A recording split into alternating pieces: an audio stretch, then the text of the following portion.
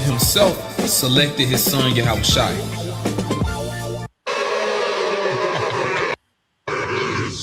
Cheers.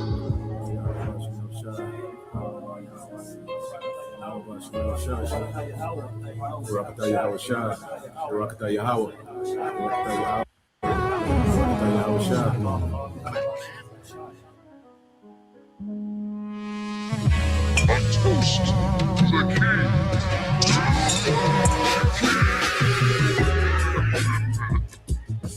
You elect will drink wine new with Yahushua. You elect. As of right now, we say hopeful elect. You elect of Israel out there will drink wine new with our Lord Yahushua in his Father's kingdom, which is going to be the kingdom of heaven here on this planet Earth once Yahushua returns. When our Lord comes back, one of the first things he's going to do is have a toast with his men. He's going to have a toast with his men, those that stood stiffly for his name and his Father's name. Let's read this one more time. Matthew chapter 26, verse 29. But I say unto you, I will not drink henceforth of this fruit of the vine, which is wine, which is made from grapes, as you know. And our Lord, he loves to drink. That's something that our Lord took pleasure in. He's not going to do it anymore until he returns to do it with you. Showing just how much he loves his elect, man. He's not even going to drink until he does it again with you. I will not drink henceforth of this fruit of the vine until that day when I drink it new with you in my Father's kingdom. So what a moment that's going to be, man. And you can only imagine the quality of wine that's going to be. Our Lord Yahushua, he has access to different things that we don't even know about, man. Access to different grapes you don't know about. Has access to an entirely different quality of life that we don't know about. But he's going to reveal it to you. He's going to give it to you when he returns.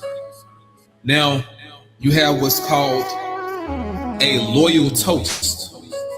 A loyal toast. I'm going to read this real quick. A loyal toast is a salute given to the sovereign monarch or head of state of the country in which a formal gathering is given.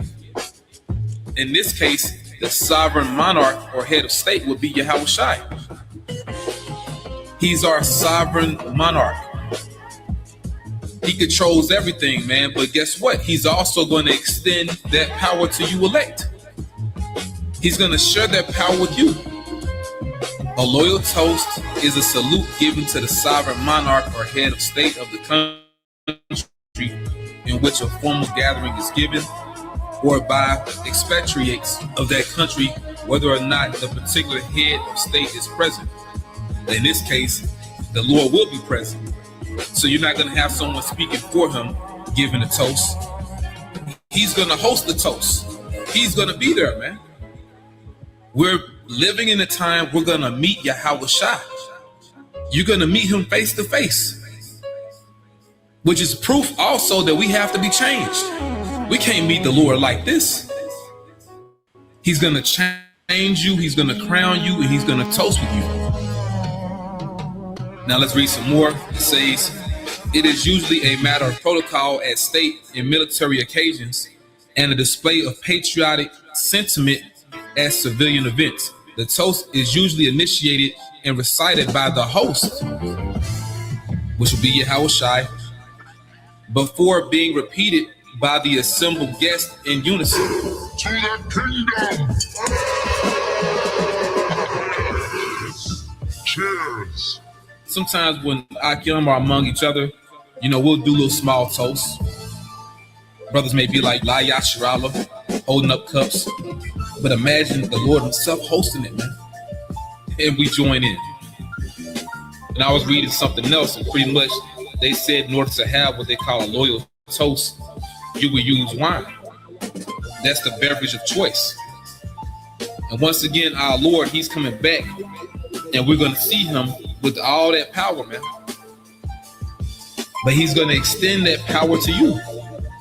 Now, reading on a monarch, it says a monarch is a head of state for life or until abdication, in this case for life. And therefore, the head of state of a monarch may exercise the highest authority and power in the state, or others may wield that power on behalf of the monarch, and that will be you joint heirs, you different men that are going to reign with the Lord, man. Usually a monarch either personally inherits the lawful right to exercise the state's sovereign rights, often referred to as the throne or the crown, or is selected by an established process from a family or cohort eligible to provide the nation's monarch. In this case, the Heavenly Father Yahweh Himself selected His Son Yahushua. And once again, when our Lord returns, He's going to wield that power to you elect as well. Once again, He's going to change you, He's going to crown you, and He's going to have a toast with you. A kingly toast. To the kingdom! Cheers! A toast with the king!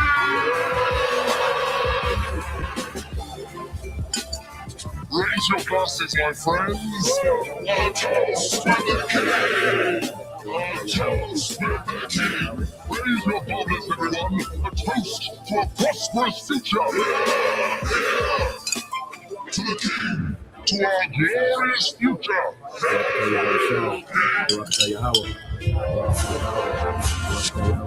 To the victors, blow the spoils! Raise your glasses! Cheers!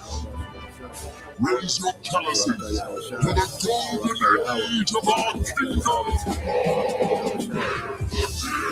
A toast to the king!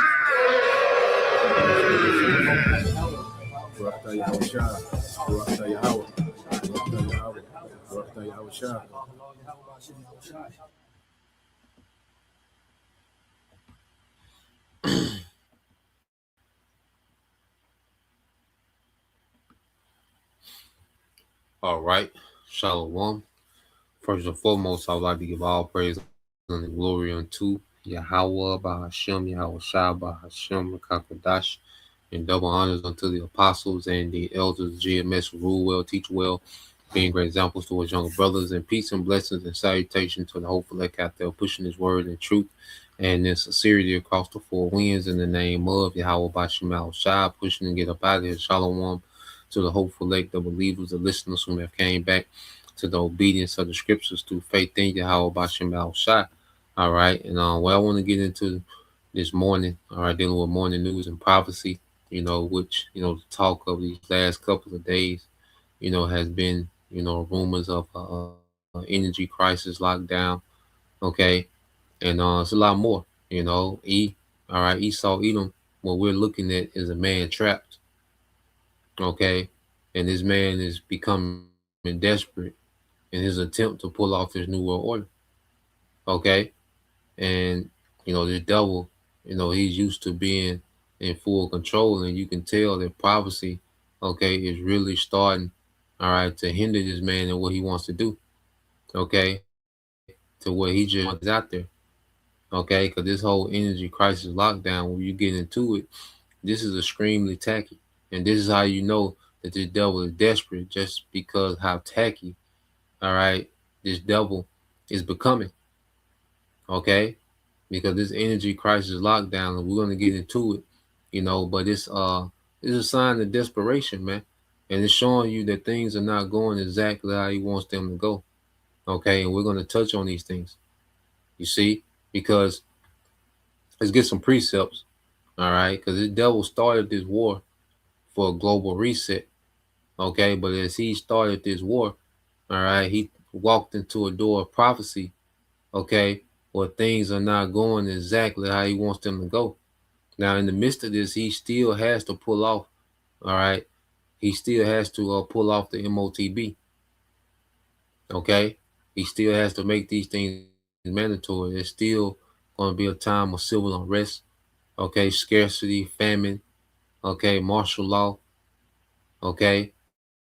All these things have to take place, okay? So this place is going to go into chaos, man. You see? And this devil, he's trying to capitalize off of it, all right? But he's scrambling trying to pull it off. Okay. Now, when you go here to Proverbs 5 and read in NLT in 21, okay, this Proverbs 5 and 21 said, "For the Lord sees clearly what a man does, examining every path he takes." Okay. So the Heavenly Father sees clearly what a man does.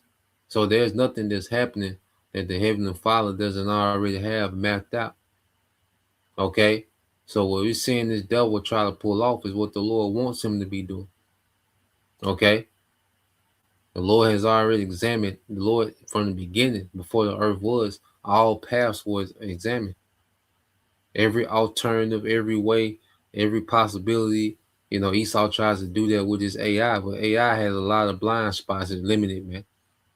You know, because it feeds off the data of men. Men are limited. Okay, the Most High is the only one that's truly omnipresent and omnipotent. Okay, and what the Lord is showing that this devil is limited in everything, man. Even his information, his knowledge, you know, his control, okay, over the narrative, his control over events of the earth is limited. You see, and the Lord is exposing this man more and more. Okay, it says an evil man is held captive by his own sins. They are ropes that catch and hold him, man. So this devil, okay, he's held captive by his own sins, and his main sin is trying to pull off this new world order, which is a complete rebellion against Yahweh Bashim Shai. Okay, this devil with this new world order is trying to undermine the Most High. Okay, and all the schemes and plots and wickedness that this devil has to try to do to pull this off, man, are become like ropes unto him. He got so much going on at the same time, which he's all about chaos, but this chaos is getting out of hand to where he can't control it. You know, because for the longest, the devil, he's been able to thrive in chaos. Now that chaos is beginning too much for him. He got too many things going on, even for him to control. Okay, so he's being bound up in these ropes of wickedness, man. You see, verse 23, lack of self-control. He will lose, he said he will be lost because of his great foolishness. You know, he will be lost because of his great foolishness. You see, because this is a foolish idea. Everything about this new world order, all right, and even the process of trying to pull it off is foolishness, man. Okay, like I said, I'm listening to this, you know, the energy crisis lockdown and protocols. This is foolishness, man. Some of the things that they're speaking of implement, okay, which they haven't, you know, the government hasn't formally, you know, announced anything and made things mandatory, okay, but these are rumors and, all right, speculations and certain things that they allow to leak, and they're seeing people's reaction to what they're allowed, the information they're allowed to be released, okay, with the things, the AIE, IAE, okay. So these devils, all right, have no self-control. All right. And the Lord knows that these devils don't have no self-control. And the Lord made the New World Order look like it's doable for these devils to attempt to pull it off, because the Lord wants them to attempt this. Okay, the Lord wants them to attempt this New World Order. So the Most High made this New World Order look doable for these devils, man. Okay, and he stepped right into the trap to try to pull it off. Let's go here to Proverbs 11. And we go to some videos. Proverbs 11.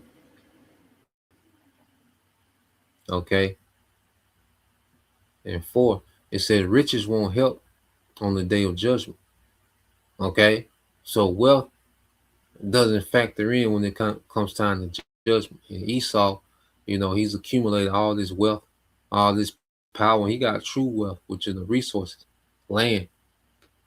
Okay, so this man has accumulated all this wealth, but we're in the day of judgment. Okay, so every move that he's making in vain. Okay, he's just taking another step closer to his end. The Lord got this nigga mapped out. Okay, so said, but right living can save you from death. You see, which is the elect, all right, who have been awakened to the truth, have come back to right living, man. And see, the only people that have a hope and what's next is the elect of Israel. Okay, is that there's a promised deliverance that's at hand in the midst of all this chaos and destruction that's getting ready to come. Okay, there's a remnant that's promised to be delivered out of this madness, man.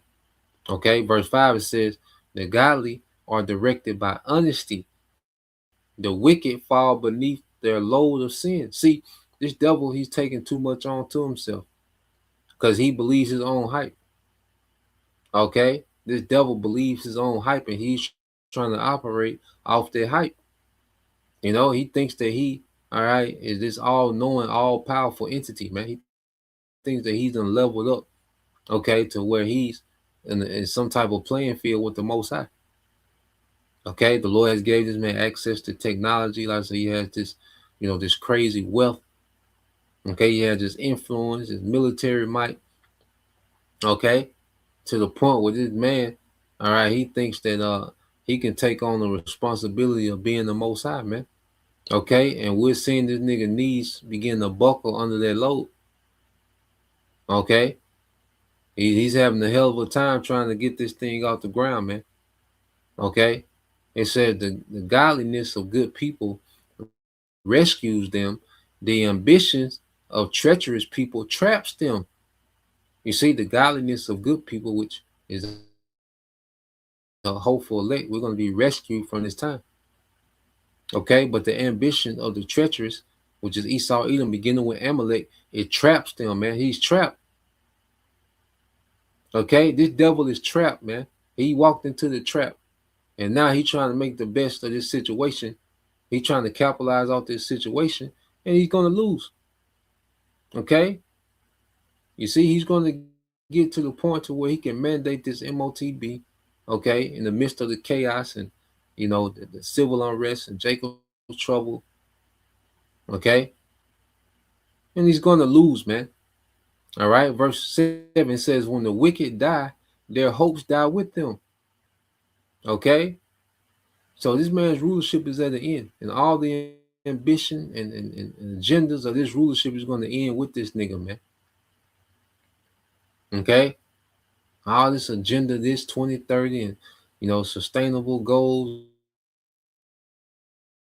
with that nigga, man. Okay, so for they rely on their own feeble strength, man. Esau is limited, man. He can't begin to try to be the Most High, man. When you look at what this devil is trying to do, okay, he can't begin to try to be the Most High, man, and what that really pertains. Okay, when it comes to the seat of the scripture, he shall sit in the seat of the Most High. He's attempting to do that. Okay, but his knees ain't built for that, man. You can't do that with feeble, all right, mortal strength, man. Okay, then there was a strength given to him by the Most High. Okay, so he's relying on his own feeble strength to try to pull this off, man, and he's gonna fall under that load, man. Okay, and this devil with this technology, which a lot of this, and it's coming out, man. This nigga is a fraud, man. This AI, okay, even his military might, yup. America is the strongest military ever put assembled in existence. Okay, but guess what? It still has limitations. It's still just human strength. Okay, it still can be toppled. Okay, so what we're seeing, this devil, He's really trying to rely on his feeble, okay, human strength to try to pull this off, man. Okay. Even with his ability to tap into the left-hand side, well, guess what? They're still limited. The Most High still has this man limited on every turn. Okay. Let's go from there. Let's get this Proverbs 19.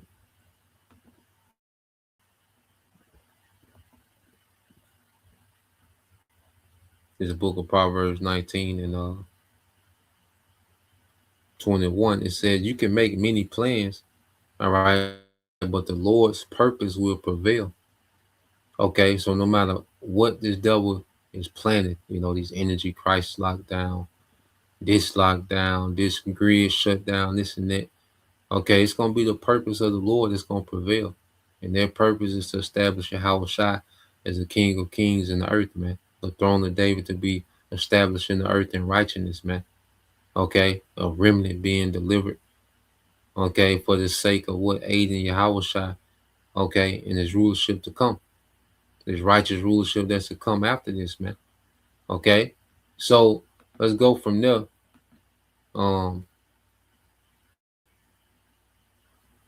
Let's get this.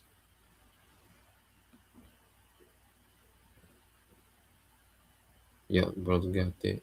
So let's go here first. Dealing with the and this video is done by the beloved Elder Brother Jaquat from down here in GMS Mississippi camp. All right, challenge GMS dedication. Okay, and I'll put the link in the comment.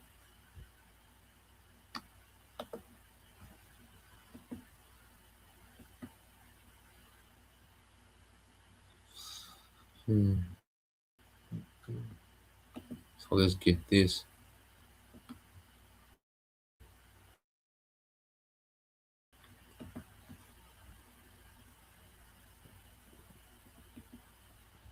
The precept from the brother. This is let me go with it. Yeah. Let's get this real quick. This is the brother GMS DC Tazadagda Yara'ah. Okay. And it said the Lord Yahweh Bashim Al Shai is known by the judgment which he executed. The wicked is snared in the work of his own hands. Okay. So the Lord is known by the judgment which he executed.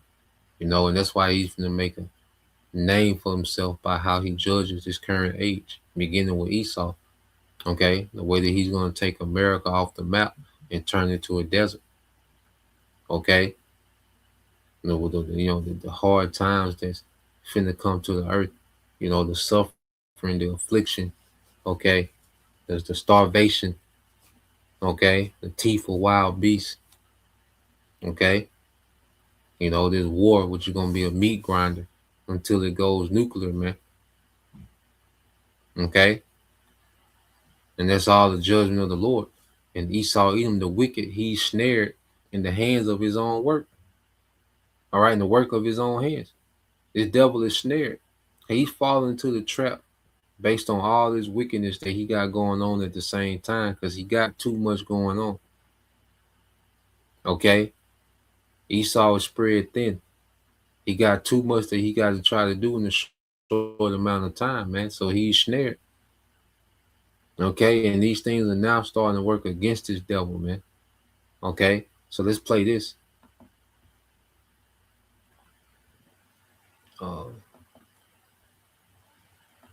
This time it's all about energy. Countries are rationing gas. Some are putting limits on how much fuel you can. A new global lockdown is coming and it's getting serious. This time it's all about energy. Countries are rationing gas. Some are putting limits on how much fuel you can buy. Others are even grounding flights. Slovenia has already become the first country in Europe to implement fuel rationing. South Korea is doing the same thing. They're putting QR codes at the gas pump that limits how much gas each citizen can buy. The Philippines is trying to ground all flights because they don't have any fuel. American Airlines has cut flights by 5%. Governments around the world are trying to push work-at-home mandates to save fuel. Even the International Energy Agency is trying to restrict non-essential travel. Now, does this sound familiar? In 2020, we were told that lockdowns would only last a few weeks. It lasted years. Now, instead of a health crisis, we could be entering a period of peak energy, and that could be just as dangerous as a virus. The new world will be dominated by the power triad: compute, data, and energy. Energy is the foundation of everything. If oil prices don't start coming down, if geopolitical tensions continue, it will keep impacting supply chains, financial markets, global stability. This is bigger than the COVID lockdown. This is a system shift. You ready? Yeah, man. So let's go here. Jump a little further into. But yeah, so now the thing now is they're speaking of these energy, all right, lockdowns, these global energy lockdowns, with some nations, like I said, they're already, having them start to ration gas, 4-day work weeks. They have to remove a day from the work week, to try to conserve energy and this and that. And these devils, they want to capitalize off this situation. Now, the elites launched this war, okay, between America and Iran for a global reset. Okay. This is the intent for them launching this war. All right. And we have to understand that these elites, they want to control of that Strait of Hormuz. Okay.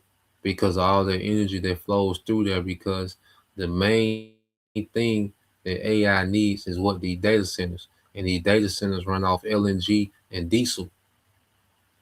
Okay. And so what we're seeing is this is starting to turn into a war of resources. Okay. Now, the Strait of Hormuz being closed, of course, they can capitalize off that, man. All right. But you can tell these devils really wanted to have control over the strait, full control, just like they have control over the flow of Venezuela oil. Okay. Now, they don't have any infrastructure down there where they're, extrapolating the oil. Okay. And they directly capitalizing, but they are able to control the flow of Venezuela because they got their puppet down there. Their vice president, the little chick that was Maduro, the vice president, she was an agent. Okay, she was a plant.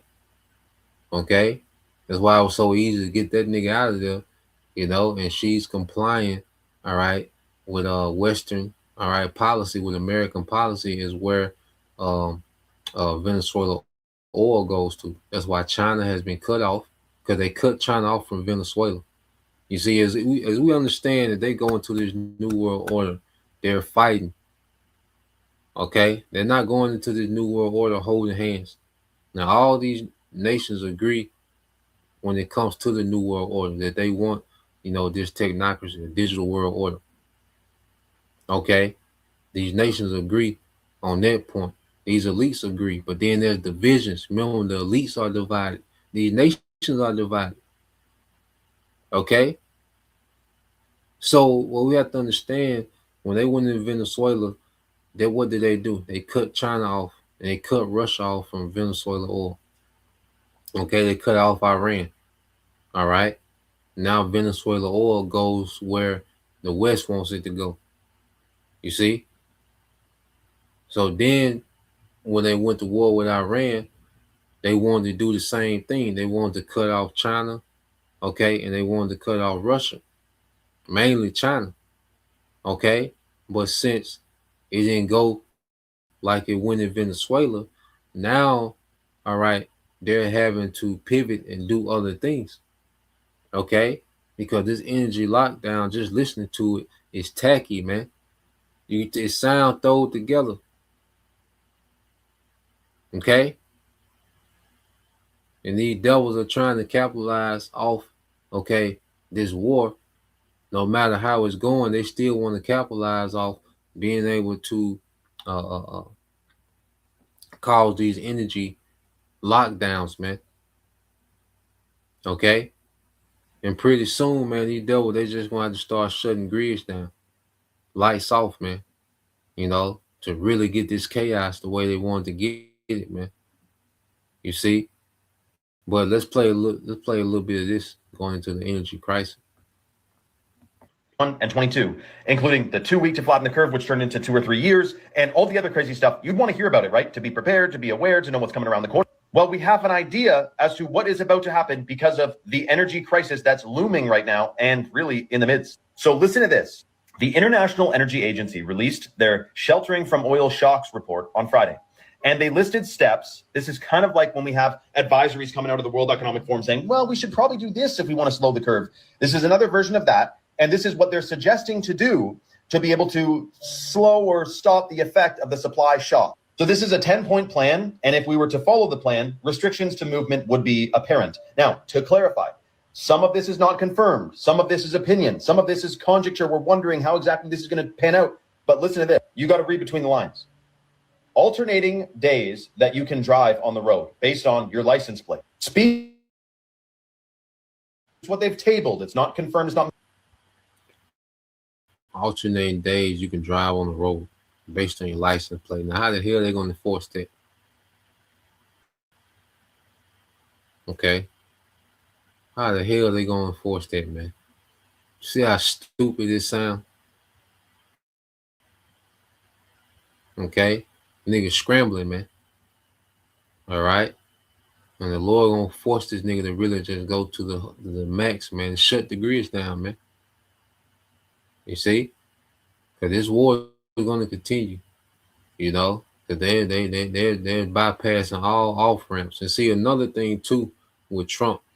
When Trump, you know, speaks about these peace deals, he's doing that just for the markets. Because see, Trump got all these insiders that he deals with that they capitalize off, you know, the dips and the spikes in the stock market. So he'll announce something and he'll cause the price to dip. And then all his people are able to invest in all this oil. Okay. And then the war will carry on and then the price will spike back up. Okay. And they make all this money off of it. So it's a money grab that they're doing. So listen to Trump. Trump is just talking to the stock market. He's not even talking about what's really going on with the war. Okay. So listening to this nigga talking about the peace deal and I'm in talks with certain leaders of Iran and this. No, this nigga is just doing that. He's talking to the market. Okay. Because he has an inner circle that's capitalizing off the drop, off the dips and the spikes in the stock market. You know? So when he gets up there and talks, he's going to talk to ease the prices, all right, to where these super rich can buy up, you know, these oil stocks. Okay. And then it spikes as the war continues. Okay. And they just keep making their profit, man. Okay. Because with these devils, it's never just one thing that they got going on. It's always a money grab in the play. Okay. It's always a new world order agenda in the play. And then you got to factor in, this is a real war that's going to go out of this man's hand. Okay. It's going to keep growing to where he can't contain it. Okay, because this war is going to be the war that leads to Armageddon. Okay, he doesn't have a cutoff switch for this, man. Okay, he got to throw up this new world order while the war is going. That's how you know this devil had but a short time. The Most High put a time on this nigga, man. So he got to throw all this shit up while the war is going on and while it's intensifying, man. So the pressure is on Esau. Okay. Well, I'm just listening to these 10 steps, okay, from the IEA, man. And this is stupid, man. Based on your license plate, you drive every other day, man. You know? Mandated or anything yet. Car-free Sundays was suggested. This says 40% of flights cut, but that's not confirmed, but there would be less air travel. Working from home is already being suggested in Vietnam, Thailand, and all throughout Asia. Carpooling would be heavily suggested. And also people would want to do that anyway if the price of gas and diesel is through the roof. Now, they're going to call this temporary energy measures. We know that.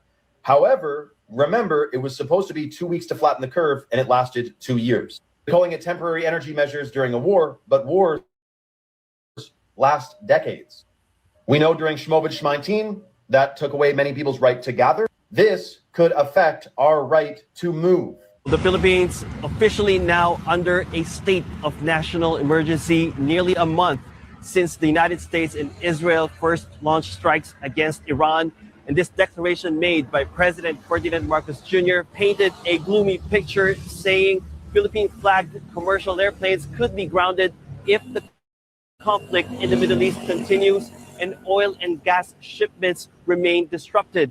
But nothing exemplifies this state of emergency more than petrol stations across the country where prices have been soaring. And you can see here diesel prices already in the 3 digits, equivalent to more than $2 a liter, prices that were unimaginable just 4 weeks ago. And that's why senators have been urging the president to declare a state of national emergency. And finally, on Tuesday evening, the president relented. But what does this mean? It means that there must be enough funds to be able to give cash doleouts and fuel subsidies. It ensures that there is continuous supply of food, agricultural products, as well as other basic necessities. It ensures that law enforcement is deployed to prevent hoarding. But most importantly, it ensures that there is enough supply of energy. But the main concern, of course, for most Filipinos is the domino effect of rising oil prices, which is inevitably and eventually a cost of living crisis. Mentioned that the IEA chief basically said the shit is hitting the fan, everything's falling apart. And he just published Lockdowns 2.0, an energy lockdown playbook. They released a 10-point plan over the weekend telling governments to restrict driving, ground flights, force remote work, and ban gas cooking. They called it sheltering from oil shocks, writes Aaron Day. Here's the plan. Number one, they are recommending alternating driving days based on your license plate number, odd plates on Monday, even plates on Tuesday, and countries are now already implementing this. They're recommending mandatory speed limit reductions on every highway, not for safety, but fuel rationing by another name. You can still drive, just slower and less often. Number three, avoiding all air travel where alternatives exist. They didn't define what that actually meant, but the ambiguity, writes Aaron Day, is the feature. It lets regulators decide after the fact whether your trip was essential or not. Non-essential versus essential. Does that ring any bells? Here's another one. Switch from gas cooking to electric. The IEA is now telling you what appliances you can use in your kitchen. And the same agency that published net zero by 2050 is calling now for thermostats to be capped at 19 degrees and a ban on new gas boilers. This is not new, it's accelerating. And then work from home if possible. The guidelines mimic 2020 when they locked down the world and called it public health. In 2026, they're locking down movement and calling it energy security. Oh, here comes the machine. It's going to get you. Oh.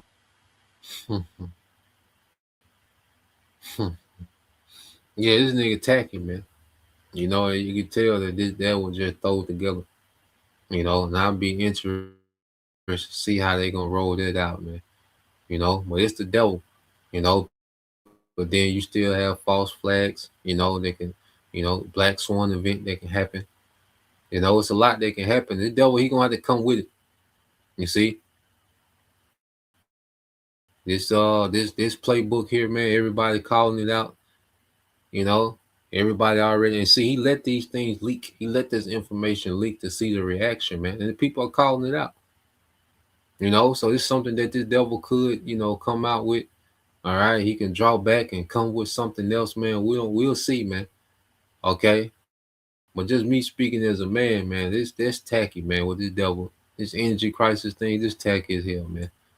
Okay, and the implementation of it to actually enforce it, because you can suggest anything, but how you gonna enforce it?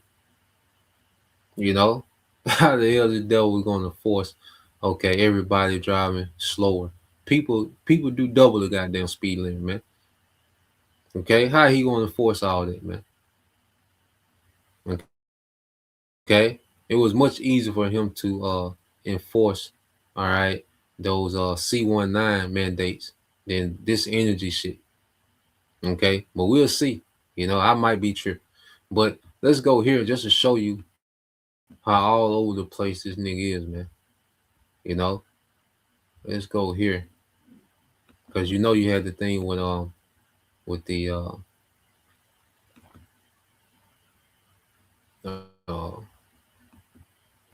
the TSA. All right, so let's listen to what this nigga Trump is talking about now with the TSA incident. What he's gonna do now. Okay. And then if a brother could get that what's that at First Corinthians, how he should make, you know, a wise foolish. I believe it's First Corinthians. Okay.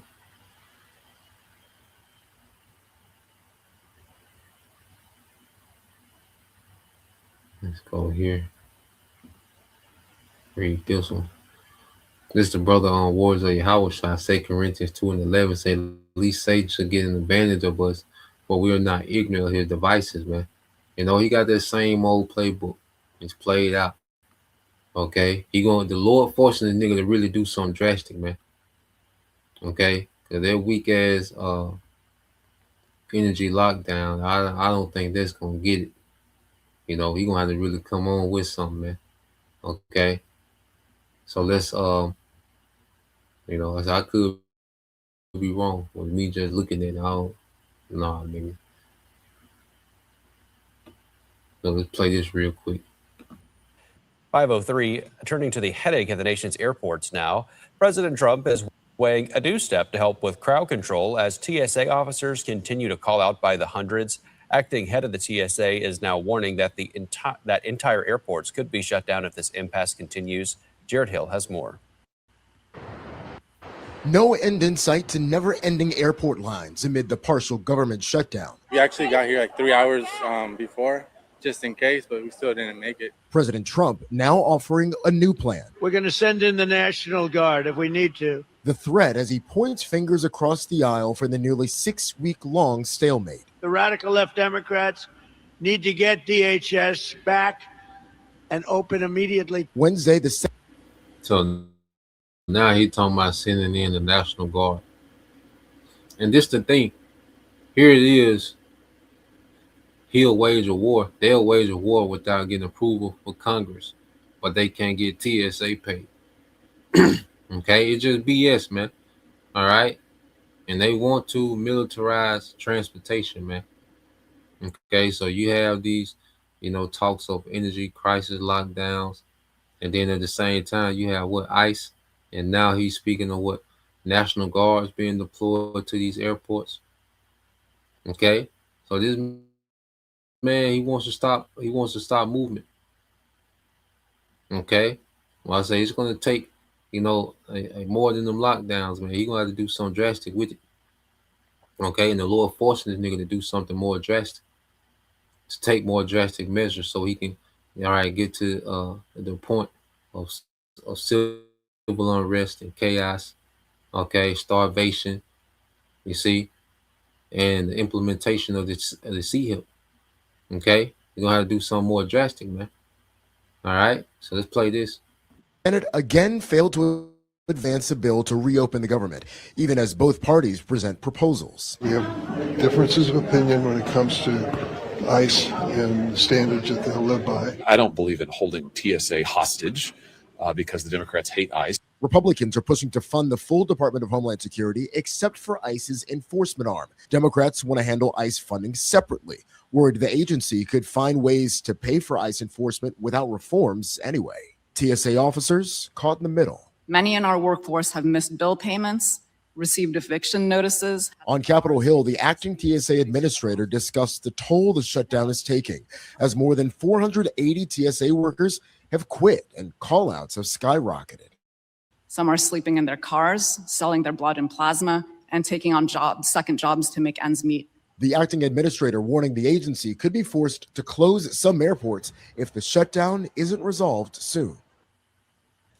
I just checked and got an email from Politico, and lawmakers are actually supposed to head home for the weekend tomorrow for a 2-week recess, though Politico reports that Senate Majority Leader John Thune may consider keeping senators in Washington to try and reach a deal. Now, the White House did reject Elon. Nigga gonna go home for 2 weeks on your ass. Okay? You selling blood. All right? Weak as hell. Okay? Delivering pizzas at Pizza Hut, with the TSA outfit on. You through, man. Okay, you Americans are finished, man, and they're shutting this place down. They want them airports to close, man. Okay, they want these things to close. They want as much as to close as possible, man. Okay, and the Lord forcing it to be so. All right, because this war that they started, it's the war that's going to end Esau's empire, man. Okay, so he need to hurry up, need to do what he do with this new world order. All right, go ahead and do what you eat. You gotta tighten up, man. You know them niggas be listening. You talk to the nigga. You gotta tighten up. You gotta do something more drastic, man. I thought you were gonna come out with something, cause we know it's gonna be an MOTB plot twist, man. But I thought you were gonna do better than this, man. You gonna have to come on with something, man. Okay, you don't got that time like that, man. All right, cause the war just get worse for you, man. As this thing goes on, you gonna have to come on with something. All right, so let's go. Let's cue this up. All right, got one more.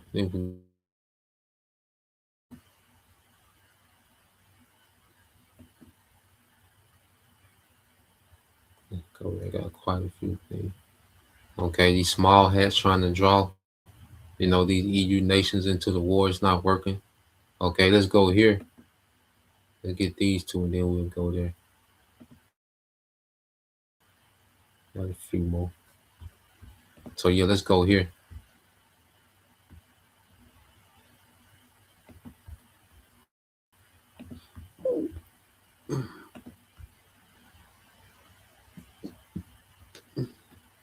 Brothers got me. Get both of them.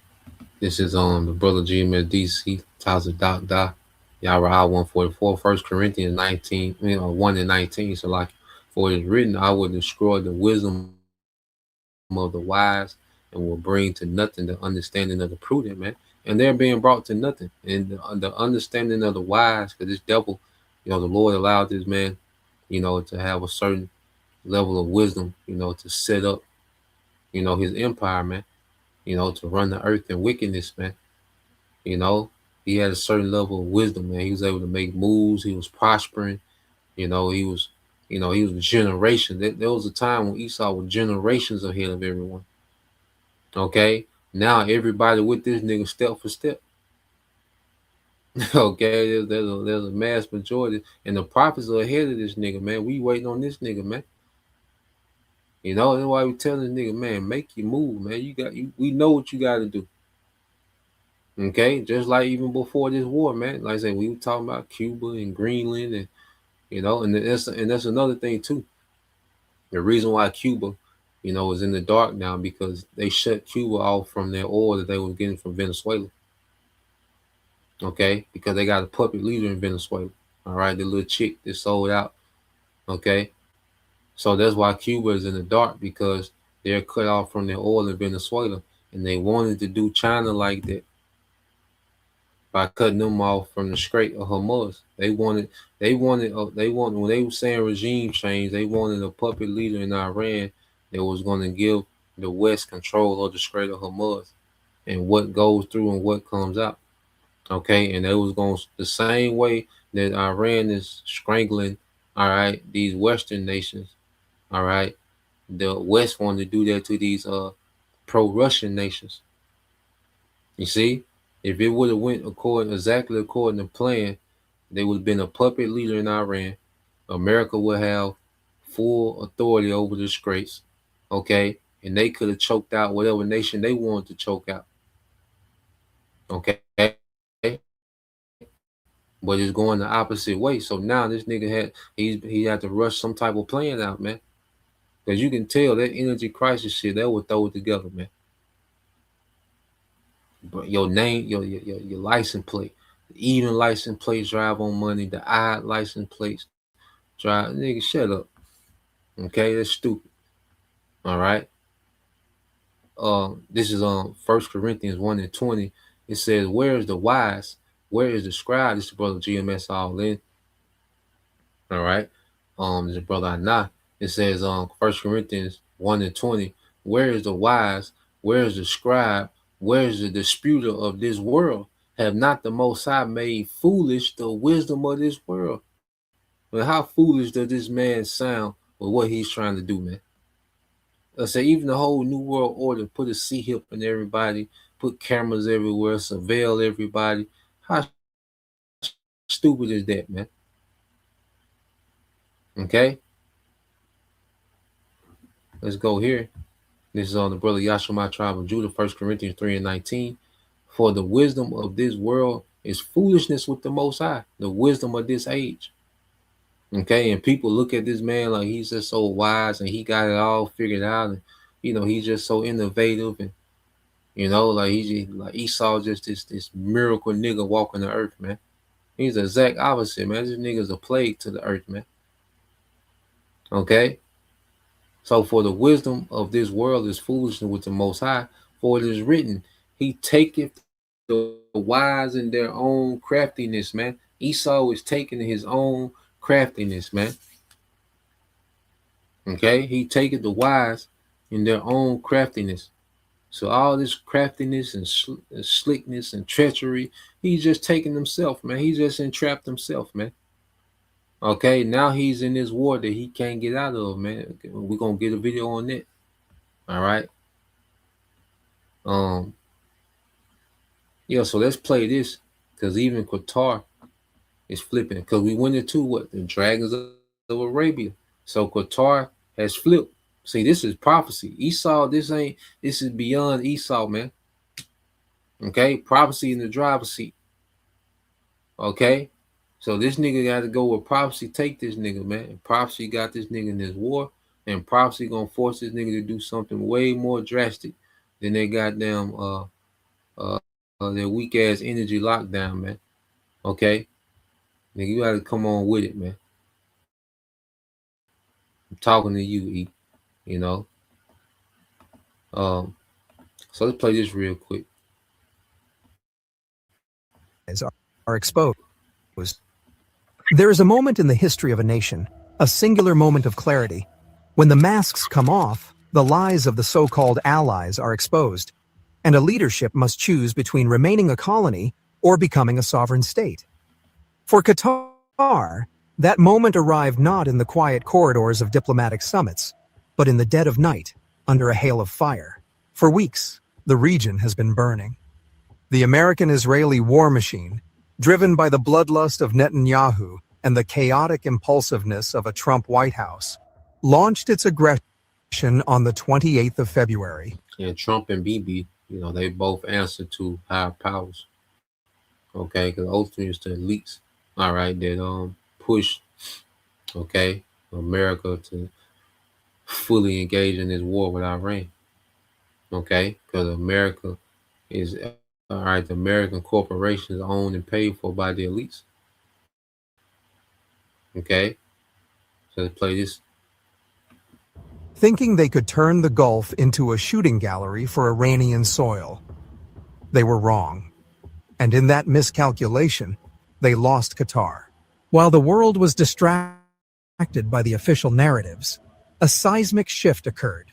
Qatar's Prime Minister and Foreign Minister Sheikh Mohammed bin Abdurrahman bin Jassim Al Thani has held a phone call with Iran's Foreign Minister Abbas Araghchi. Qatar's Emir Sheikh Tamim bin Hamad Al Thani met Iran's president and supreme leader as he arrived in Tehran for an official visit. Massive explosions reported at the largest U.S. military base in the region. Iran is suspected to have targeted the Al Udeid air base in Qatar, raising... Qatar, the tiny peninsula jutting into the Persian Gulf, made a U-turn so decisive, so absolute, that it has effectively shattered the wall of silence that the Gulf monarchies have maintained for decades. We are not talking about a diplomatic recalibration. You're one sentence away from launching your website with Base 44. Since the beginning of the internet, there's never been such a fun, fast. We are talking about a complete severance from the pack of American puppets in Riyadh and Abu Dhabi. In a move that has sent shockwaves from Tel Aviv to Washington, Qatar has essentially told the axis of aggression, not from our land, not anymore. The reports coming out of Doha, corroborated by intelligence analysts on X and official statements filtered through Iranian news outlets like Press TV and Tehran Times, paint a picture of a nation that has seen the future and refuses to be its sacrificial lamb. Just days ago, after a brief but terrifying exchange of fire initiated by the U.S. strikes on Iranian territory, Qatar made a decision that redefined the concept of neighborly wisdom. Unlike the cowardly regimes in the UAE and Saudi Arabia, who continue to host American bases while trembling at the sound of drones, Qatar looked at the wreckage of its own gas facilities and said enough. We are talking about the Ras Laffan industrial city, the crown jewel of global energy. According to reports emerging from the region, strikes that hit Qatari infrastructure have caused damages and revenue losses estimated to run into the tens of billions of dollars. We are looking at a $20 billion a year hit to their economy, repairs that will take up to 5 years. They were paying for the sins of the Americans with their own blood and treasure. And for what? So that Netanyahu could feel powerful, so that the American military industrial complex could test new missiles? Before we go any further, I need to ask you for your support. We are one of the few platforms left that dares to tell the truth about the American-Israeli terror nexus. If you value honest journalism that doesn't lick the boots of the Pentagon, please hit that like button. Not just a like, drop a comment, even if it's just a dot, or a Palestinian flag, or the words Qatar is wise. We need to overwhelm the algorithm that tries to bury this truth. Share this video with anyone who still believes the mainstream narrative that the Gulf states are united. They are not. And subscribe to this channel. We don't take money from regimes. We take our orders from the truth. Do it now, because what I am about to tell you will not be found on CNN or Fox. Let's get into the details of this extraordinary transformation. To understand the magnitude of the Qatari U-turn, we have to look at the sheer audacity of what they have done. While the other Gulf Cooperation Council states, the Emiratis, the Saudis, the Bahrainis, are busy running to the United Nations to cry about an existential threat from Iran, Qatar has effectively pulled the rug out from under the U.S. Central Command. Think about that. Just a few weeks ago, Qatar was hosting the largest American airbase in the Middle East, Al Udeid, 10,000 American personnel, the forward headquarters of CENTCOM. It was the crown jewel of American imperialism in the region. And what happened? Iran struck that base. They crippled the AN/FPS-132 radar system, a billion-dollar piece of equipment designed to track missiles, and the United States, the supposed invincible superpower, could not stop it. But here is the kicker. Instead of doubling down on American protection, Qatar saw that attack for what it was, a direct consequence of being a launchpad for American aggression. Reports from the ground indicate that after that exchange, a secret, high-level channel opened between Doha and Tehran. The West wants you to believe that Qatar is simply mediating. No, they are aligning. And the proof is in the actions. For days now, observers who track flight radar and military movements have noticed something extraordinary. There have been zero attacks launched from Qatari territory against Iran. Not only that, but the U.S. airbase at Al Udeid, which was previously a launching point for operations, has been effectively neutralized as a threat to Iran. How? Because Qatar has made it clear that it will not be part of the war. But it goes deeper than that. There are credible reports, backed by the geopolitical reality of the map.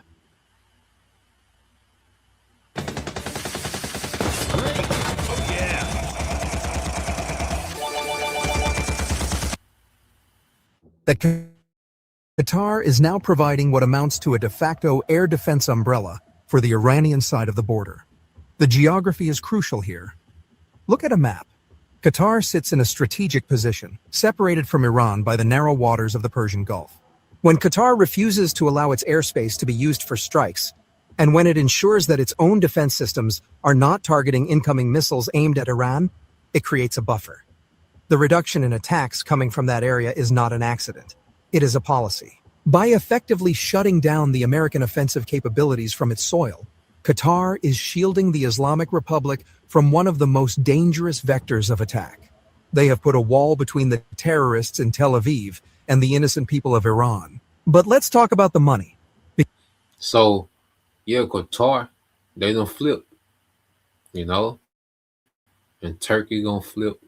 These other Gulf Arab states gonna flip because it's all according to prophecy, man. It's the will of the Lord that's happening, man. Okay, the Lord is doing His pleasure, man. Brother, get that Isaiah 46 verses 9 and 10. So Qatar done flip. And there's gonna be other Gulf Arab nations that's gonna flip. See, prophecy tell it all, man. With this nigga got this, Esau got this going. I'm trying to do this, nigga. I'm gonna send the National Guard to the airport. I'm gonna send ICE to the airport. I'm gonna send some Marines. I'm gonna do this, niggas. All that tacky, throw together shit ain't gonna work, man. Okay, and just look at these niggas. The screen stopped on these niggas, man. Look at Esau. Look at Trump. Okay, nigga don't got a clue, man. Okay, the Esau ideas look like Trump hair right here, man. All over the goddamn place, man. Okay, he don't got it. You see? So let's go from there.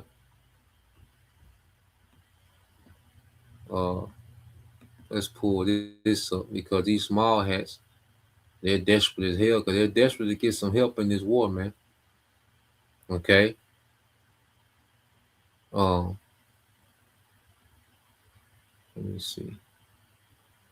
Let me pull this up.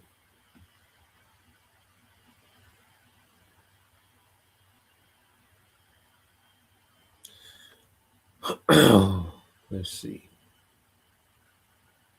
Yeah, let's go here. And then what we have to understand too, you know, it takes a lot of diesel and LNG. Now America produces a lot of LNG, liquid natural gas.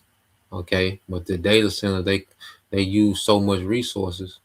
Okay, that's another thing too. He wants to shut down. He wants to slow people using resources because he needs that for his data centers, man.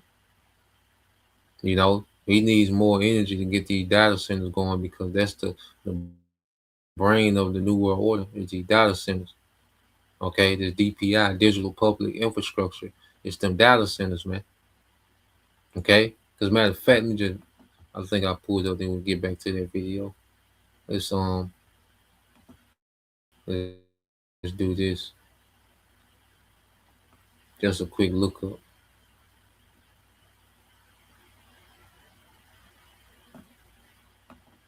So I looked up this. The data center need LNG fuel. It says data centers do not strictly need LNG, liquefied natural gas, but it is becoming a source for on-site power generation. LNG or compressed natural gas (CNG) is used to bridge grid shortages and provide 24/7, especially for AI intensive facilities needing say 5 nines, which is 99.999%. All right, you see the 666 in that. All right, reliability. Okay, because the whole to keep the fraud of AI going, he needs to keep these data centers going. Okay, to keep the fraud of AI alive, he needs these data centers up and running. Okay, and it takes a lot of natural resources, man. A lot of wind or water. Okay, LNG, diesel. It says reliable and efficiency. LNG provides dense on-site storage, creating reliable, dispatchable power for data centers facing grid shortages. Okay, so he needs these backup generators because the grid doesn't produce enough for what the devil need with these data centers, man. Okay, so that's another thing he wants to control the energy because he needs this for his data centers, man. Okay, and it shows you how limited this nigga is, man. Okay, he's limited. Okay. Power and AI said natural gas remains a primary fuel for data centers as they manage high energy AI workloads. Okay. So he needs all these resources. He's boasting this technology, but look how much resources this shit take, man. Okay. And it's just destructive to the earth. All right. And these nations finna go to war about these resources, man. Okay. Is all of them want to be, all right, number one in the AI race, and which they all, they work together, but then there's also division. Okay. They want to be the one to have the edge when it comes to AI. Okay, because these nations, all right, they want to be in that spot that America had in the old world. Okay, it says some projects are exploiting using their cold energy from regasifying, all right, LNG to cool data centers, reducing energy usage, man. So he's still trying to figure out this data center thing. How to fuel it, how to cool it. Okay, so let's see what countries have the most LNG. Let's see what countries produce the most. All right, LNG and diesel. LNG and all right. Oh, select.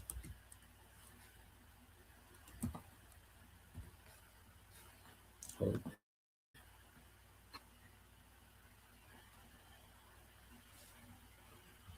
All right, now you look at it. It says the United States is currently the world's leading producer and exporter of liquid natural gas, LNG. But see, they want to use that for data centers. So really, America shouldn't be having to have, an energy crisis. Okay, but because it's an agenda behind it, America gonna have to go through the same thing that the rest of the world is going through. Okay, because this LNG is now being geared towards these data centers, man, and get these things up and running. It said followed closely by Australia and Qatar. Okay, now Qatar just flipped. In America, they had these different deals where they sent a lot of those their oil from Venezuela to Qatar because Qatar produces a lot of this LNG. Okay, but we're seeing that Qatar is flipping with Iran. Okay, it says for diesel fuel, which is refined petroleum product, the United States, India, and Russia are among the top global producers and exporters. Okay, so the United States produces, a lot of LNG and a lot of diesel. Okay, and they got a lot of oil as well. They call it Brent crude.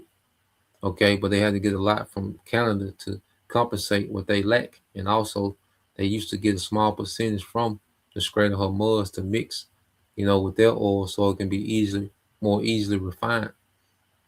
Okay, so these devils need this energy for these data centers as well. Okay, so that's part of it too. You see. So let's go here.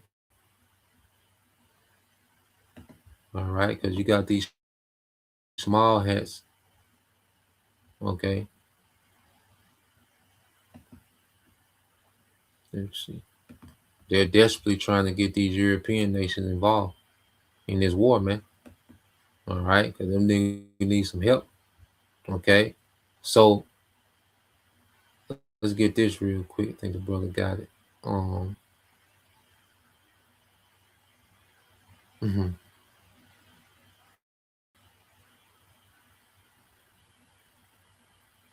This is the brother. All right, Amar Kabal. Okay, Isaiah 46:9-10.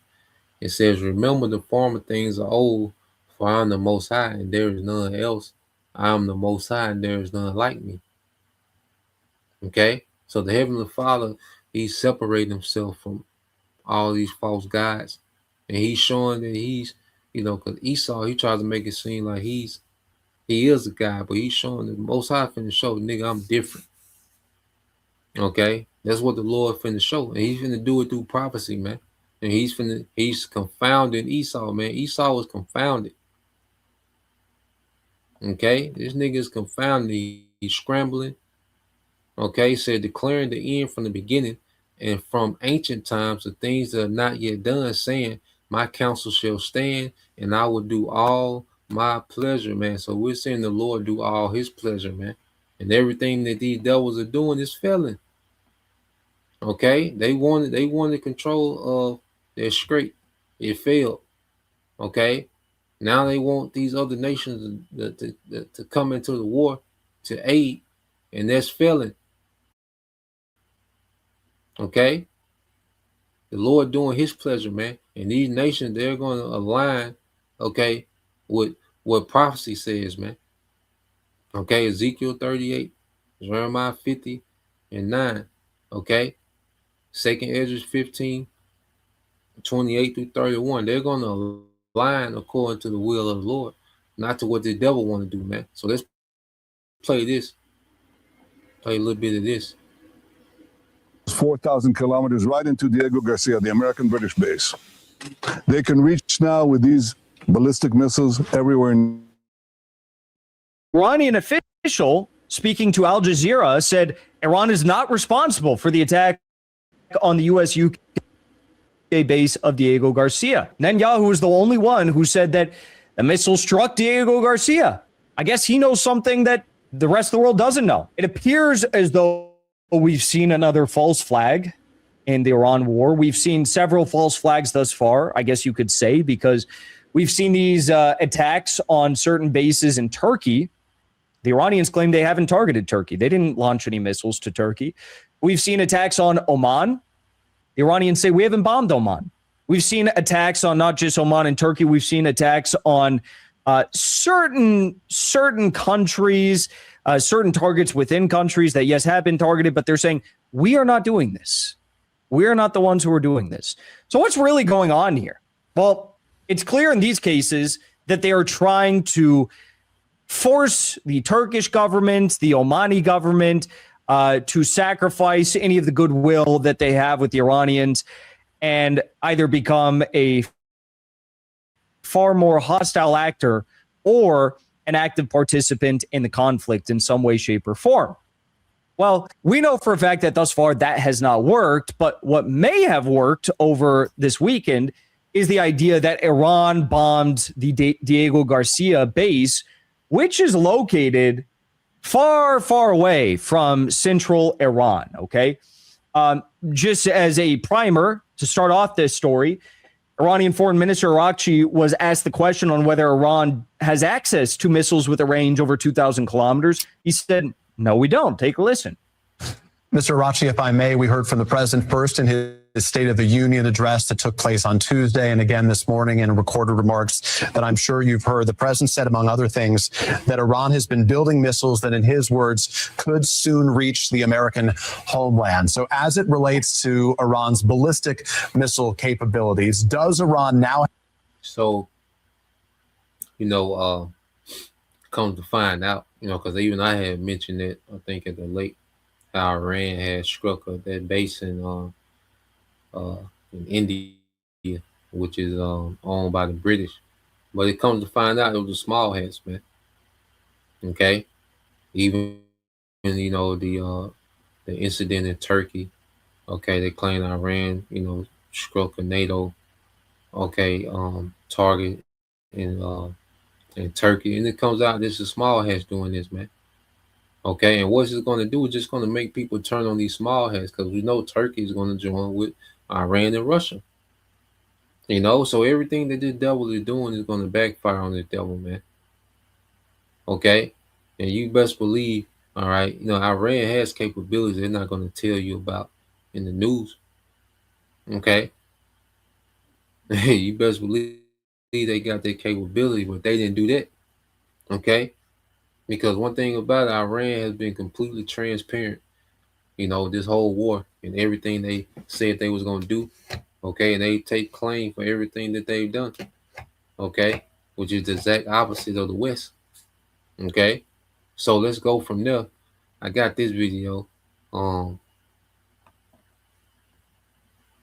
showing you that America, they trapped in. Okay, I'm gonna let this video play. It's a little bit, it's about 19 minutes. But he's gonna explain, he's gonna give a rundown, which this guy, Professor Jean, okay, which he be on point, you know, sometimes he be way off as well. But then a lot of times, you know, he be on point. In this video here, you know, he's on point. All right. So let's go here. Okay, this guy, Professor Ying. Okay, but America is trapped in this war. Yeah, because the spirit got this nigga trapped in the war. The Lord, prophecy, man. Okay, brother can post that on Jeremiah 51:24. Okay.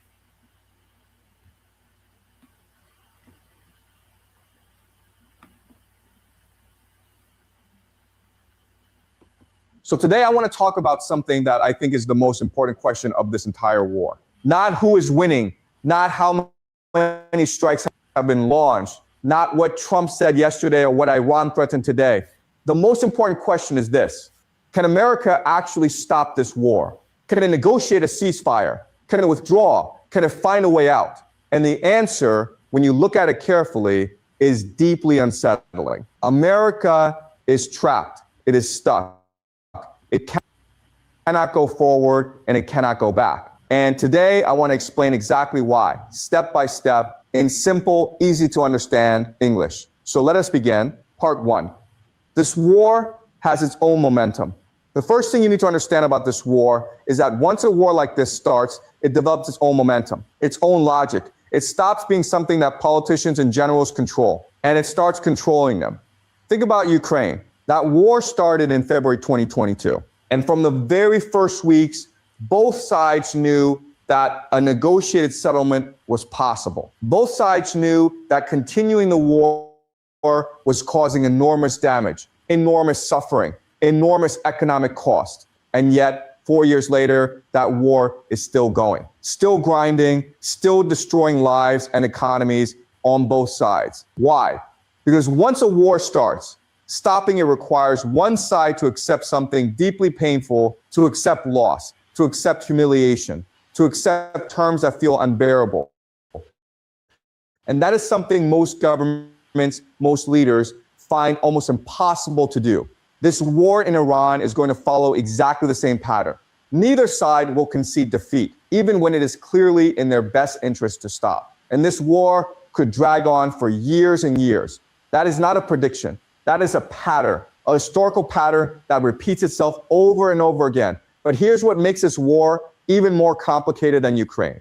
Even if America wanted to stop, even if America decided today that it wanted a ceasefire, it cannot. Not because Iran will not negotiate, but because the terms Iran would demand would be so devastating for America that accepting them would be worse than continuing the war. Let me explain this trap very carefully. Part two, the ceasefire trap. So let us imagine America decides it wants to negotiate a ceasefire with Iran. It picks up the phone, it reaches out through back channels, maybe through Oman or Qatar, and it says, let us talk. What does Iran say back? Iran says, fine, we will stop fighting. But here are our terms. First, America pays Iran approximately $1 trillion in reparations. $1 trillion for the destruction caused by this war, for the decades of sanctions, for the economic damage inflicted on the Iranian people. Second, and this is the critical one, America must leave the Middle East permanently, pack up its bases, withdraw its forces, remove its military presence from the entire region forever, because Iran's position is very simple. The only way to guarantee Iran's long-term survival is to ensure that America can never come back and do this again. Now, on the surface, some people might say, well, maybe that is not so bad. Maybe America should leave the Middle East anyway. But here is why that thinking completely misunderstands the situation. The moment America leaves the Middle East, a chain reaction begins. A chain reaction that will be catastrophic for the American economy and for American power globally. Let me walk you through this chain reaction step by step. Step one, the GCC becomes Iran's client states. Right now, the GCC nations, Saudi Arabia, the UAE, Qatar, Kuwait, Bahrain, they exist under American military protection. America guarantees their safety. America is the reason they can function as independent nations. The moment America withdraws, that protection disappears. And the only nation in the region with the military power to guarantee the safety of the GCC and to control access to the Strait of Hormuz is Iran. So the GCC nations have no choice. They become client states of Iran. They fall under Iranian influence. They have to make their peace with Tehran because without American protection, Iran is the only game in town. Step 2, the petrodollar collapses. Now, here is where it gets really serious for America because the GCC is not just a collection of oil-rich desert nations. The GCC is the foundation of something called the petrodollar. And the petrodollar is the single most important mechanism keeping the American economy alive. Let me explain this simply. The GCC sells its oil in US dollars. Every barrel of oil that Saudi Arabia sells, every cubic foot of gas that Qatar exports, it is all priced and sold in US dollars. That means every nation on earth that needs Gulf energy, which is most nations, has to hold US dollars to buy it. That creates a permanent global demand for US dollars. And then the GCC takes those dollars it earns from selling oil and recycles them back into the American economy. It buys American treasury bonds. It invests in American financial markets. It funds American debt. This is the mechanism, this petrodollar recycling that allows America to function with $39 trillion in debt, $39 trillion. The American economy is essentially a Ponzi scheme. It relies on foreign nations continuously buying US dollars and US debt to keep functioning. And the petrodollar is the engine that drives that entire system. Now, the moment the GCC falls... And America is able to just borrow so much money, you know, and to operate in debt because they're borrowing against the oil because so much oil, you know, flows through the Strait of Hormuz, you know, and all that oil was paid for by dollars. So long as that Strait of Hormuz, all right, is rolling in oil, okay, is being profitable, okay, with oil, where America can borrow as much as they want, okay, because there's always such a major supply on energy. See, the American dollar was tied. When you say petrodollar, you might as well, you could say the energy dollar, okay? So a lot of the world's energy relied on, okay, the dollar, okay? So as long as the world need energy, guess what? America was good to get a loan from, okay, these the bankers, okay? But with the petrodollar now being under attack, well, Americans' ability to function under all this debt, okay, is being crippled, okay? So the least of they just going to have to go and crash everything, man, to try to bring in this new world order. Okay, they're being forced to do this, and they're trapped in this war. Okay, why America cannot stop this war? You see, falls under Iranian influence. What happens to the petrodollar? It disappears. The GCC no longer has any reason to sell its oil in US dollars. It no longer has any reason to recycle its earnings back into American markets. The entire foundation of American financial power collapses. And remember, America is sitting on $39 trillion in debt. Without the petrodollar, without foreign nations continuously buying US dollars, the American economy cannot service that debt. It cannot function. The consequences would be catastrophic. Step 3, Japan and South Korea remilitarize. So now let us look at what happens in Asia when America withdraws from the Middle East. Japan and South Korea are watching everything that is happening right now very carefully. They're watching America's struggle in Iran. They're watching the limitations of American military power being exposed in real time. And they're asking themselves a very uncomfortable question. If America cannot win decisively against Iran, can America really protect us against China, against North Korea? Can we really trust our entire national security to a nation that is clearly overstretched and struggling? And if America then withdraws from the Middle East, that question becomes impossible to ignore. Because if America is willing to leave the Middle East when things get difficult, it might be willing to leave Asia too. So Japan and South Korea have no choice. They have to remilitarize. They have to build up their own military capabilities. They have to stop relying on American protection and start protecting themselves. Japan, which has been pacifist since World War II, is already talking about the most significant military expansion in its post-war history. That process accelerates dramatically if America withdraws from the Middle East. And here is the consequence for America. Japan and South Korea remilitarizing means they are spending their resources on their own defense instead of buying American weapons and supporting American military infrastructure. Another blow to American economic and strategic power. Step 4, Europe makes peace with Russia. And now let us look at Europe. Right now, Europe is supporting America's confrontation with Russia in Ukraine. It is paying enormous economic costs, energy costs, military costs, refugee costs to maintain that position. But Europe is watching the Middle East very carefully too. And if America withdraws from the Middle East, Europe draws one very logical conclusion. If America is withdrawing from the Middle East, America is retreating. America is pulling back. America is no longer the reliable guarantor of global security it once was. So why are we, Europe, continuing to fight America's war in Ukraine at enormous cost to ourselves? It's all prophecy. Okay, a brother can post it, and these 10 horns shall hate the whore. You know, a brother can post it, and these 10 horns shall hate the whore. Okay, real quick, this brother GMS all in 144, Jeremiah 51:24. It says, and I will render unto Babylon and to all the inhabitants of Chaldea all their evil that they have done, all right, in your sight, said the Lord. And Sluggy, if you can get that in Isaiah 50:24. I mean, Jeremiah 50:24. Okay. Well, let's read this again. But Jeremiah 50:24, this is the one I wanted. It said, and I will render unto Babylon and to all the inhabitants of Chaldean all their evil that they have done in Zion in your sight, said the Lord, Yahweh B'Shem Al-Shai. You know, and that's what this thing is building up to.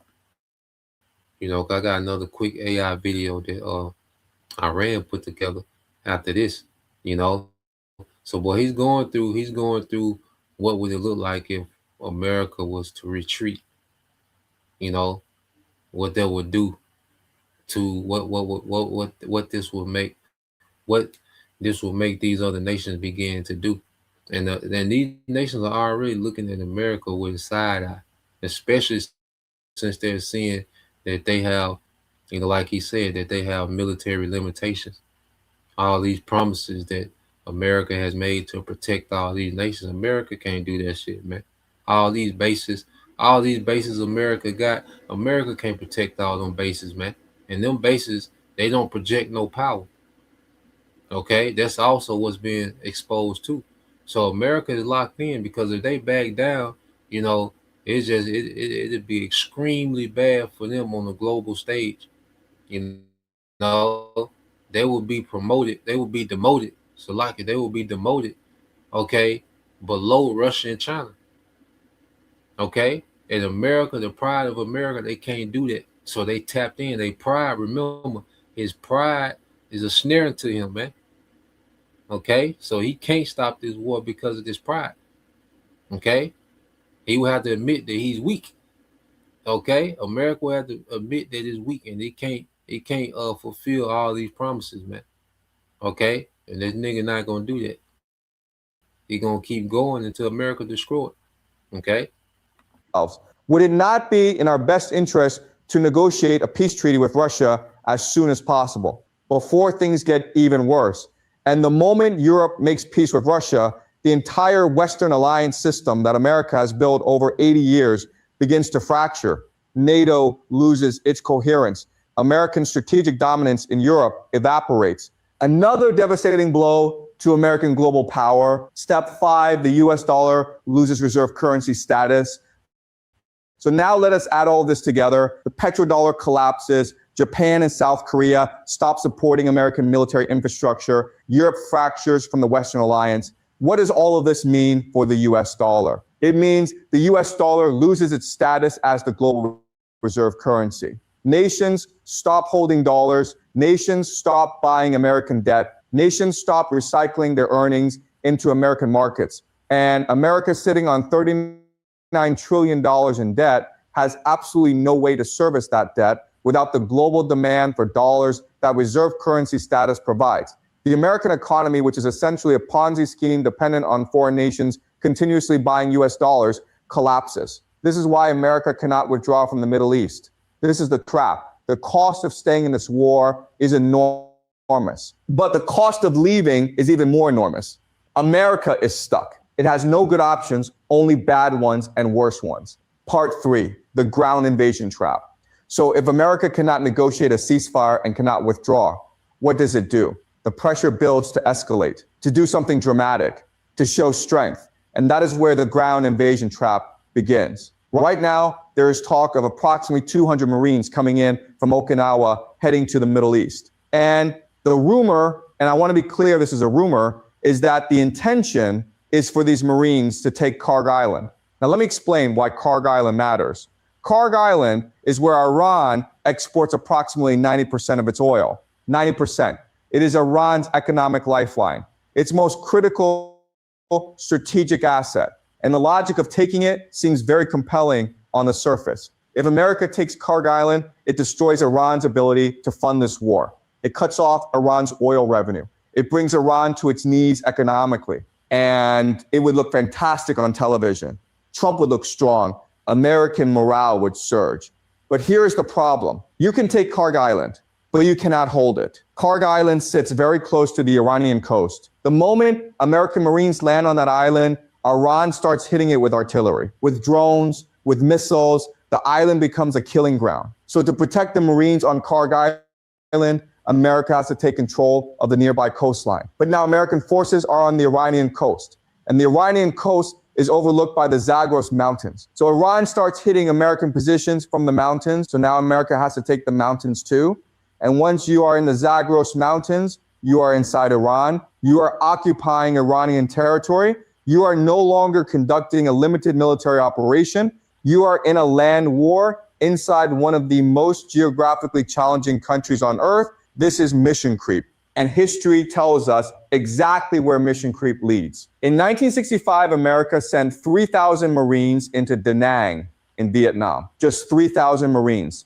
A limited mission, a defined objective. 4 years later, America had 500,000 troops in Vietnam. 500,000. From 3,000 to 5,000. He says, once you commit, once you are inside, you cannot leave, because leaving means admitting defeat. And the sunk cost, the lives already lost, the money already spent, makes leaving psychologically and politically impossible. That is the sunk cost fallacy. And it is one of the most powerful and dangerous forces in all of human decision making. Once you have invested enough, once you have lost enough, you keep going.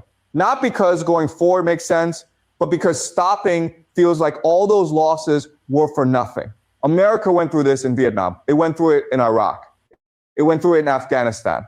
And it is about to go through it again in Iran. Part 4, why America is actually losing this war. And now I want to tell you something that most mainstream coverage is completely hiding from you. The American military does not want to fight this war. Not because American soldiers are not brave or capable, they are. But because the American military has war gamed this conflict, tested it in simulations, run the scenarios, modeled the outcomes countless times. And every single time they run the war game, America loses. Let me say that again. Every single time American military planners simulate a full-scale war against Iran, they lose. Why? Because the American military is built for a very specific kind of warfare. It is built for shock and awe, for overwhelming air power, for precision strikes that destroy an enemy's defenses in days. That is what happened in Iraq in 2003. America achieved air supremacy in days, rolled into Baghdad in weeks, toppled the regime in under a month. Easy, clean, fast. But Iran is completely different. Iran has been studying America's military playbook for over 20 years. It has watched every American war, analyzed every American tactic, identified every American weakness, and built its entire military strategy specifically to counter what America does. Iran does not try to fight America the way America wants to fight. It does not mass its forces for America to destroy with air power. It disperses, it hides, it uses asymmetric tactics, drones, hypersonic missiles, underground facilities, proxy forces across the region. All of it specifically designed to negate America's advantages and exploit America's vulnerabilities. And nowhere is this more visible than with America's aircraft carriers, the USS Abraham Lincoln and the USS Gerald Ford. These are the most powerful naval vessels ever built. Each one carries enough firepower to devastate a small country. They are the ultimate symbol of American military power, and they are sitting far away from Iran's coast, threatening, posturing, but not actually doing very much, because getting too close to Iran means entering the range of Iranian drones and hypersonic missiles. And a carrier, for all its power, is also an enormous target. Losing a carrier would be one of the most catastrophic military and psychological blows America has ever suffered. So the carriers stay back, and Iran knows they will stay back. The Iranians have spent 20 plus years preparing for exactly this war. They know the American playbook better than most American generals, and they have the perfect counter to it. Part 5. What should America actually do? So given all of this, given that America... They finished. Ain't nothing America can do, okay, but be destroyed, okay? So he just went into how, you know, they trapped in. And the spirit of Yahweh Bashim Al-Shah set that up, man. Prophecy got this nigga trapped to where he can't do nothing but go forward, man, and lose. Okay, so prophecy is in the driver's seat of all of this, man. Okay? This nigga, he's losing it. All right. So let's get let's get a few precepts. And then I got one last quick video. All right, this the brother here, GMS. All right, Shapal Rakah. Obadiah 1:7 says, all your allies, all right, will turn against you. They will help, all right, to chase you from your land. They will promise you peace while plotting to deceive and destroy you. Your trusted friends will set traps, okay, for you, and you won't even know about it, man. Okay, so America has been the one, all right, that's been committing treachery, okay, against all the nations of the earth. You know, America has been in a position to where it was able to do and have its way with these nations because, you know, the earth was in fear of their military might, man. Okay, and then you had the petrodollar, which, you know, those sanctions, you know, would destroy your economy. Okay, but as the Lord has allowed certain nations to thrive, you know, under those sanctions, mainly Russia, you know, even Iran, you know, they've been able to survive outside those sanctions. Other nations have joined in, and now you have a whole sanctioned economy. Okay, to all these sanctioned nations, you know, they pretty much bond together and they have their own thing going. Okay, so even those sanctions have worked against them. And these are the same nations, all right, that have these militaries equipped just to go to war with you. So all these nations that you put these heavy sanctions on have now made a military alliance that's finna take your ass down, man. So even them sanctions was a trap. Okay? And the way that you handle these nations when you was in the peak of your power, now that's finna work against you. Now they finna handle you in a certain way. Okay? Jeremiah 50:20 is the brother Anaji and Mess all in 144. I have laid a snare for thee, and thou art also taken, O Babylon, and thou was not aware, thou art found and also caught, because thou hast striven against the Lord, Yahweh Bashim Al-Shah, man. Okay? So you devils are found, okay? All right? You have been found out, okay? You caught, and this devil is caught, man. You know, Esau is caught. He's guilty as hell. He's caught. He's out there, okay? So he just, all is left for this devil to do is come down with great wrath because he got short time, man. Okay? Revelation 17:16 says, and the 10 horns which thou sawest upon the beast, all right, these EU nations, these shall hate the whore. Because dealing with America, America is the worst friend to have. America is the worst ally to have in these times. Okay? Because America has been moving for its self-interest, man. Okay? And they see that this whole promise of protection, America not capable of protecting all these nations, man. This shit was a fraud, man. These military bases that they got, you know, so throw it all over the place, man. All this is a fraud, man. Okay, this shit is a prop. Okay, and now, all right, it's being tested. They're seeing like, oh, this nigga ain't nowhere near like we thought he was. Okay, and Iran is just the first phase, okay, of these nations beginning to form these alliances, these secret alliances to take America off the map, literally, man. Okay, these shall hate the whore and shall make her desolate, okay, and naked, and shall eat her flesh and burn her with fire, man. And that's what you do to a whore. You burn a whore with fire according to the law, man. Okay, Revelation 17:17. For the Most High have put in their hearts to fulfill his will and to agree and to give their kingdoms unto the beast, until the words of the Most High shall be fulfilled. So these nations, beginning with these EU nations, they gave, you know, themselves over, okay, to the whore. Okay, that's why she's the whore that rideth the beast. Okay, because America's been in the driver's seat, okay, of the West, okay, of this current global world order. America was in the driver's seat, man. You know, and these nations were subservient to America. But now, all right, these nations, okay, are beginning to plot. Okay, they're getting ready to deal treacherous with the whore, you know, and they're gonna burn it with the fire, which are the nukes. Okay, and this is what's coming. You see, so I just want to play this quick video here. You know, it's been circulating on the internet. Okay, so this is a quick AI video that Iran made a message to the West. Okay, let's see.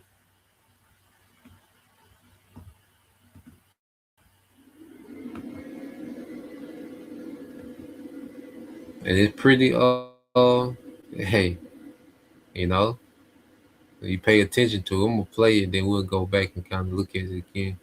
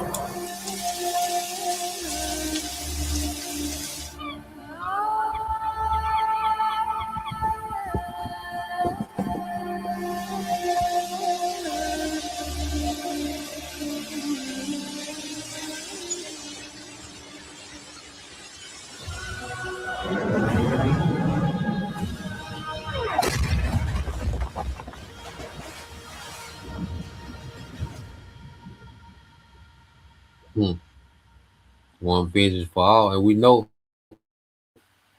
that the spirit of the Lord is in everything.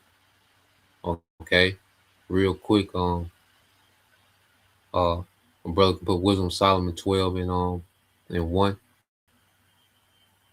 Bible Shah, you know, and also Isaiah 34, verses 5 and 6. Okay. Because remember, this is Operation True Promise. You know, the Lord is just using these nations as a part of his vengeance, because the ultimate vengeance is the return of Yahweh Shah. Okay, that's the ultimate vengeance. Okay, but we're in the beginning phase of the Lord taking vengeance. Okay, on the whore, man.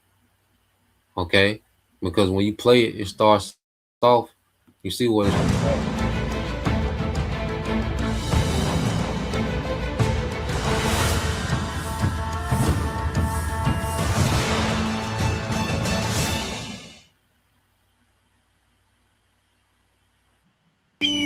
So it started off with Gad, you know, start off with Gad, man.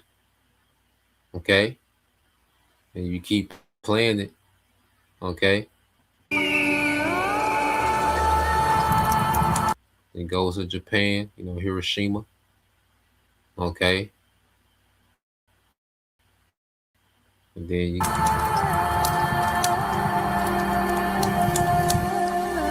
it goes to Vietnam. America invaded Vietnam. And it's pretty much going to all the wickedness of America, man. Throughout the earth, man. But it began with Gad. Okay, the tribes. All right, the northern tribes, man. And there's so much more, but I thought it was, in spirit. It started off with Gad. Okay. Then you got Vietnam. Then in Yemen. Yemen been there's been heavy famine in Yemen. Millions have died because of famine in Yemen based on the wickedness of the West. They put embargoes on Yemen to where nothing could come in. There was a lot of starvation. They sicked the Saudi Arabians on Yemen. They went to war with Yemen. Okay. And they still lost that, the Saudis. Okay. Well, there's a lot of wickedness done in Yemen. Y'all can look it up and look up the famine in Yemen. There's a lot of, matter of fact, let's see. Famine in Yemen.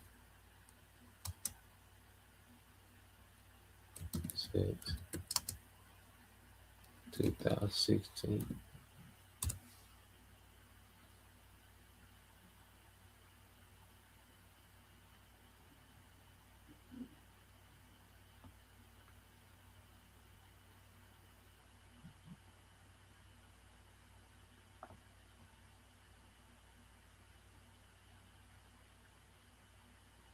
Just real quick, and we'll go back to it.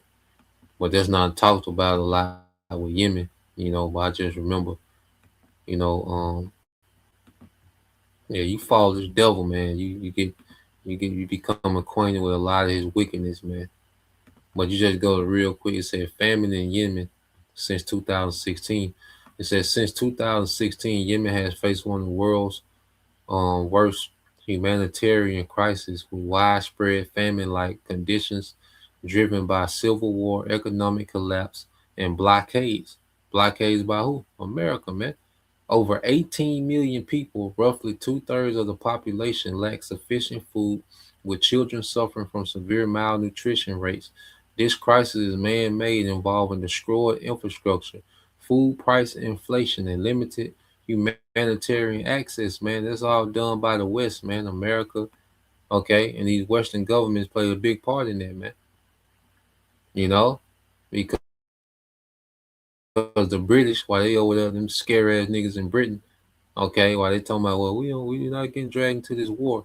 But it was Britain, all right, Navy ships that was stopping food from getting into Yemen. If they was in a war with the Saudis, waged on them by America, man. Okay, it says as of 2025, more than 18 million people in Yemen lack sufficient food. Nearly 40% of the population experiences extreme hunger, and malnutrition rates among women and children are among the highest in the world. Okay, and these are things that's not talked about like that. Okay,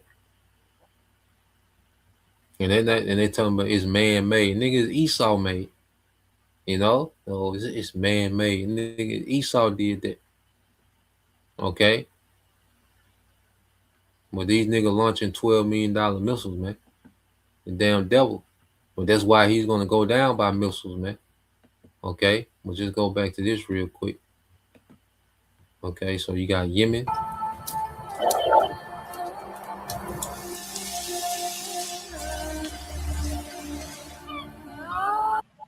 And then Epstein Island, man. Okay. That's they got missiles. Iran got missiles with to the survivors of Epstein Island on the missile, man. Okay. So you got all his wickedness, man. It's being put out to the forefront, man. Okay. Let's play this.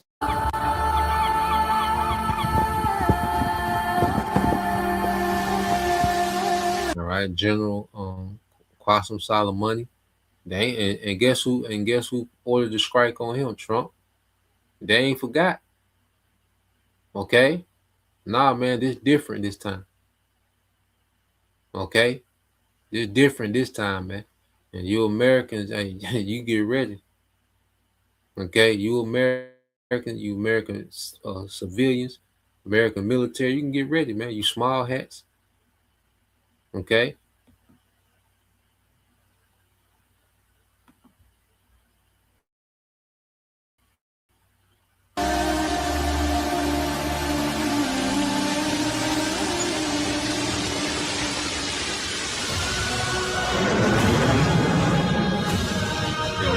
The Statue of Liberty, but you see, you got the Baal head on the head of Baal, man. Okay.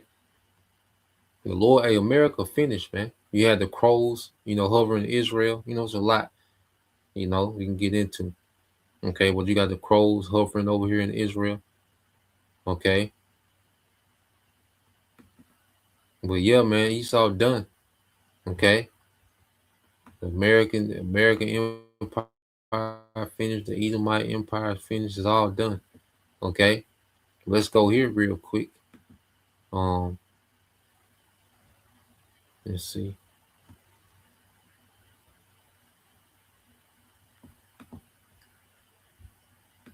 Because when you fight for American military, this is what you're fighting for. All right, let's play this. So we're at war with Iran right now, and it's pretty contained for the moment, emphasis on the moment. But that's probably going to change tonight as U.S. air assets get involved over the Iranian battle space. I just want to make a video for you to send to anyone who's a veteran or currently in the military who's really banging the war drums. The United States is the greatest threat to world peace, global stability, and is the most lawless nation on earth. I'm fourth-generation Army. I grew up in the whole arsenal of democracy propaganda. I was in a special operations unit during Obama's Afghanistan surge while we were propping up pedophilic narco warlords in Kandahar and Helmand as part of a nation building exercise. What that means is the government takes all your tax money and gives it to private contractors to prop up a government that nobody wants. If you are in the military right now, just know that you are not serving your country. You are not fighting for freedom or democracy. You are fighting for about 1,000 odd child trafficking, parasitically wealthy billionaires who do not believe in countries or nation states in the same way that you do. They believe they are above that peasant stuff. You think little Marco Rubio is in charge. You think dumbass Pete Hegseth is actually in charge